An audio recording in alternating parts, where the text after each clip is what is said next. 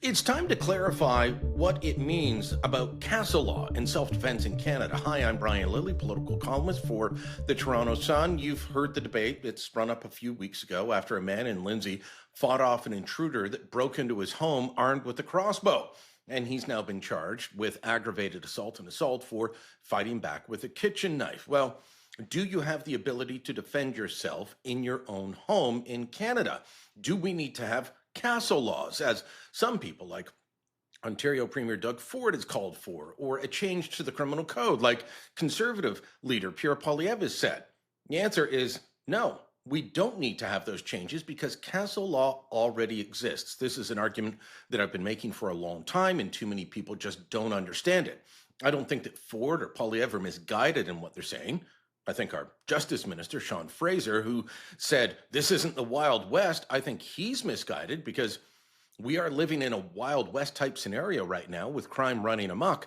But when it comes to self-defense, it has always existed. Now, don't take my word for it. Let me turn to my old friend, Solomon Friedman, criminal defense lawyer in Ottawa and a professor of law at the University of Ottawa. I asked him straight up, does Canada have castle law? It depends how you define castle law. If you define castle law as no obligation to retreat when faced with the threat of violence, you're absolutely right. We have it. Okay. What castle law in some jurisdictions means, and I think it is, I think it would be helpful in Canada, would be that if you commit a violent offense against an uninvited visitor into your home, the presumption is that you are acting in self-defense, unless the Crown can then rebut that presumption. In other words, self-defense gets put on the table automatically. That's what happens in some other states. So just there is no one version of castle law, but I agree with you that if we're talking about no duty to retreat, you don't have any duty to retreat in Canada.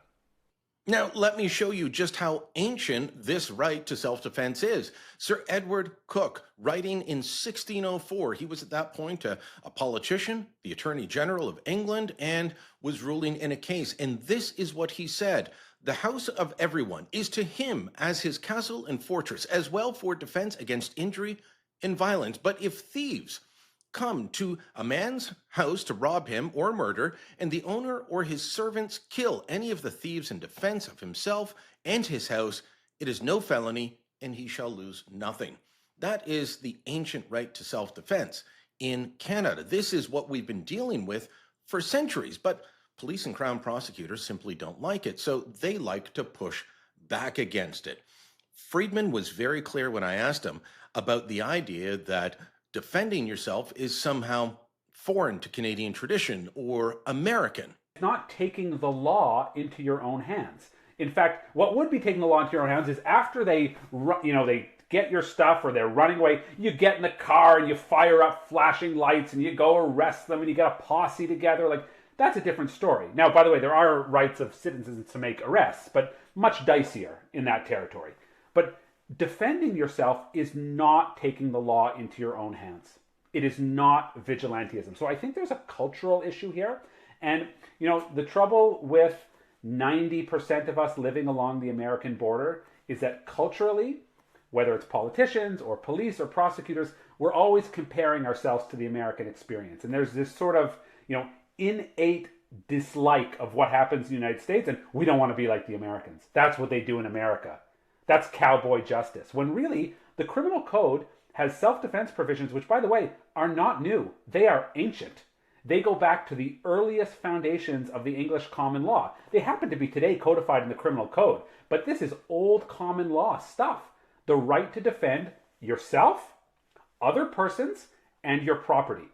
That is a long-standing right that now is in the criminal code. So it's not taking the law into your own hands, but unfortunately, I think there's this sort of cultural bias where that first reaction is, well, why didn't you comply? And it's we see it in the statement of the chief. Now, does that mean that you've got free reign as soon as someone enters your property uninvited? No, absolutely not. In fact, he went through the 3 tests. You can be charged if you go too far. But it's a question of what is going too far. You are allowed to use force up to and including killing someone to defend yourself or your property or people that are on your property. You can do all of that. But here are some of the parameters as he laid them out. When you talk about the law, so absolutely that would seemingly engage a belief on reasonable grounds that force is being used. So that's number one. You have to have that belief. Number two, the act that you are engaging in has to be for the purpose of defending yourself, right? So you don't now just get a free hand to break any law. The act has to be for the purpose of defending yourself. So to give you an example, let's say somebody has broken into your home, okay? And you have reasonable grounds that force is being used against you. That's true. But what you do is let's say you see their car in the driveway, you go slash the tires. So that criminal act, slashing someone's tires is a criminal act. It's not for the purpose of defending yourself, right? The act has to be for the purpose of defending yourself. And then the third thing, and this is the trickiest part, because number one and number two are almost givens in every self-defense case. The third element is the trickiest, which is your actions have to be reasonable in the circumstances. Well, Friedman says we don't need to change the laws. We need to change the direction given to Crown prosecutors and police services by the respective provincial governments. I'm not opposed to clarifying the law if that helps, but I think that he's right. And so provincial governments, be it Doug Ford here in Ontario, Danielle Smith in Alberta, Scott Moe in Saskatchewan, whoever, you've got to provide better guidance on what the law actually states, because too many police officers simply don't know what the law states, and they lay charges, and Crowns allow them to go forward, and people are prosecuted, and that prosecution, even if they're acquitted, that prosecution, that process, that is the punishment. We need to stop this. We don't want the Wild West in Canada, but we're living the Wild West due to liberal lawlessness. What we need is for people to be able to defend themselves and not be charged maliciously by police that think it is never your job to defend yourself. Let me know what you think. Drop a comment down below, share this on social media, and don't forget to subscribe to our channel.